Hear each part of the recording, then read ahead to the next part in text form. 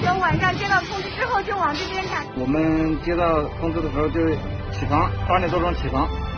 后来一直等到下午3、4点钟，时候人着急，心里面急得不得了，1、2个小时就打一次电话，问到底怎么来不来得了。这大道理我们农民工嘛也说不来，反正国家有那么很多是尽自己的一份力量。大年29的晚上嘛，然后大概晚上10点多钟，我们村长领导和我们说，我有没有自愿报名的，我就自愿报名过来。昨天下午下来，其实大会好多同事都哭了，倒不是觉得辛苦，而且时间真的是特别的紧张。